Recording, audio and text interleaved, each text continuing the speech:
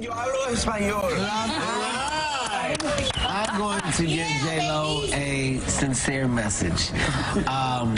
Hello.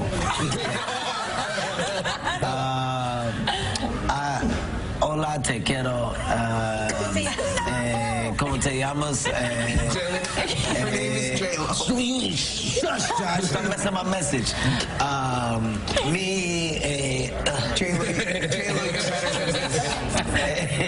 J-Lo, te amo, J-Lo, te amo mucho, mucho, mi corazón.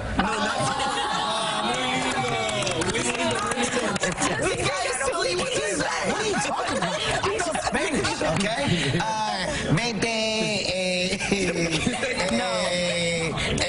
para acá. Qué gracioso. De verdad que sí. Mi corazón, te quiero, y era lo único que le salía, quiero.